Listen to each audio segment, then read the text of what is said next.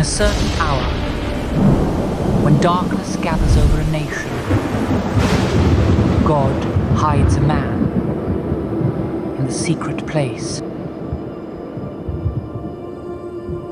Not hidden because he is forgotten, but hidden because he is chosen. You got to challenge these demons, these spirits. Until you challenge them, you can't win. For the year of persecution is never the end of the story. It is the womb of the year of glory.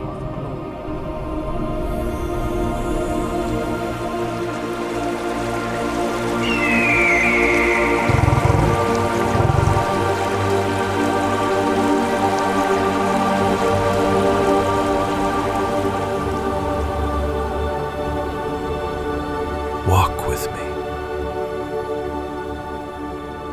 I brought you here so you could see what I have been doing all along.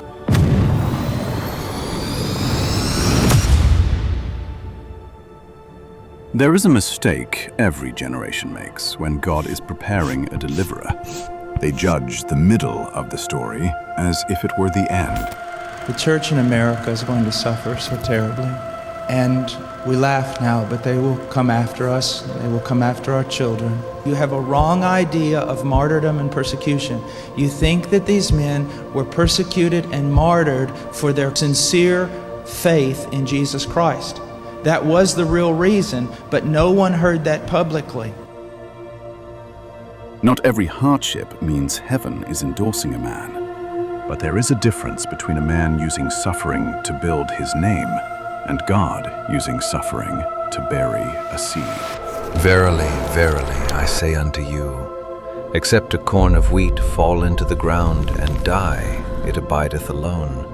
But if it die, it bringeth forth much fruit. That fruit is what my Father looks for, and you have brought 100-fold. Now I am taking you to the next level.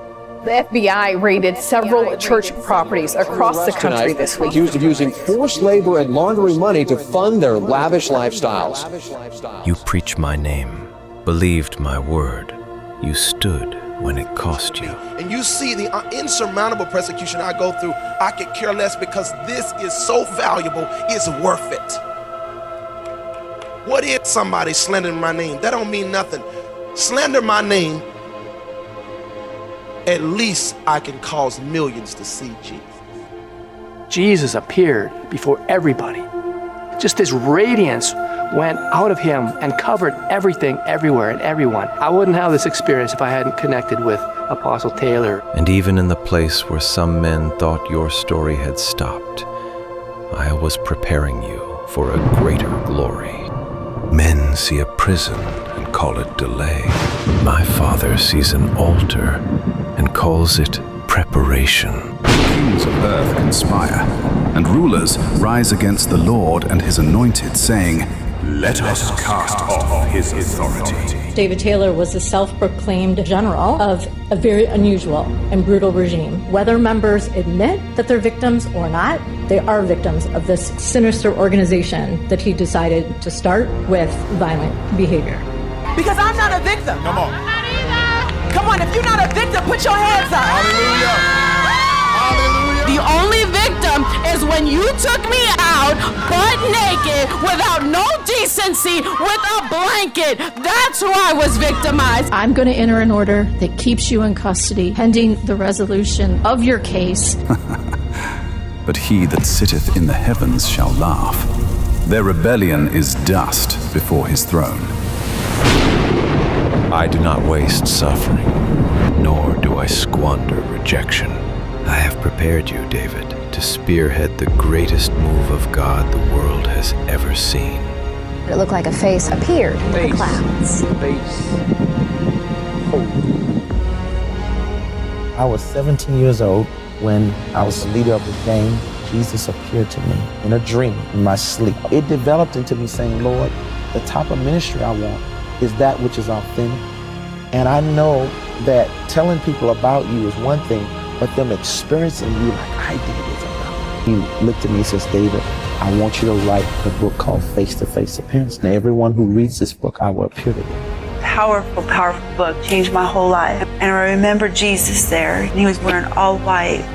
And he was so soft and so sweet. I was brought up as a Hindu, worshiping idols. This huge hand came over my mouse and clicked on this book. I had my first encounter with the Lord. I literally felt Jesus touch me. He physically came to me and delivered me that night. And Jesus, he's working with David E. Taylor. Jesus was standing there in my mother's living room. There was a light coming off of his body, light shining off his face. I knew it was him. And he allowed me to put my ear to his heart and listen to his heartbeat. What he said was, come follow me. And he said, this is my friend, follow him. Jesus Christ walked through the wall and he began talking to me. And he said, David, not only I, but now my Father, as I promised you when I took you to heaven, is about to start coming down on earth working with you notably. Honey, it looks like a face. It looks like the Lord. The crown of thorns and one of his eyes and a mustache and mouth. Wow, that's crazy. My Father and I will come down on earth to work with you as it was in biblical days. I could see when people come up, he would touch them and they would just drop under the power of God. Just like with Moses.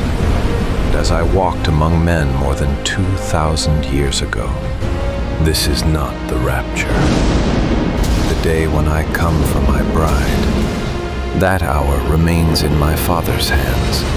But before that day, my Father and I shall perform the greatest work ever seen upon the earth. Our Father is coming on earth, and there's about to be a move on the earth that will harvest lost souls. The greatest move of God, the greatest outpouring that we have ever known is about to hit the world, starting in St. Louis. You will see on the news one of the biggest drug rings busted in Orlando, Florida, of cocaine and drug trafficking. Major news tonight.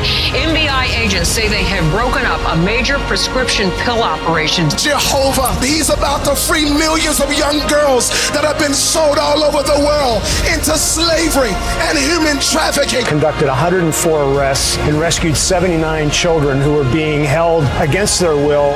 Miracles, signs, wonders, and the greater works of marvels are about to be released. Jesus said, the works that I do shall you do what? Also. And greater works than these shall you what? Do, because I go to my Father. He mentions the Father about the greater works. And the manifestation will be greater for the harvest of 8 billion souls. Give God a shout of praise, because he's about to use you in a way like you have never seen. This is how God is going to use you in the last hour. It's unspeakable power, unlimited power.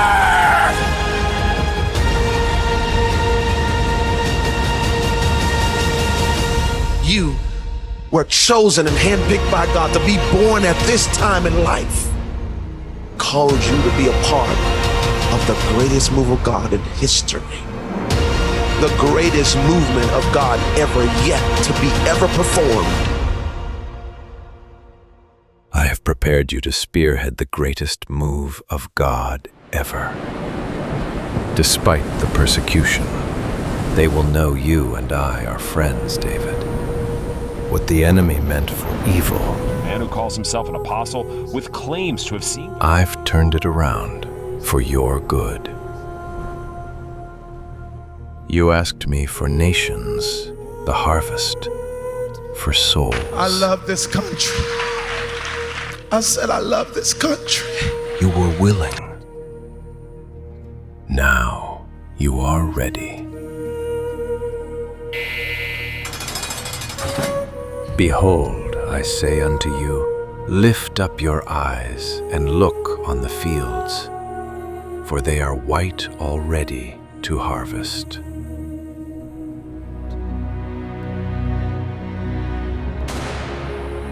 There are souls assigned to the sound I placed in you. They will awaken to a voice that has survived fire. You are not carrying my name because you are flawless. You are carrying my name because you are mine. I am he that openeth the door no man can shut, and shut the door no man can open.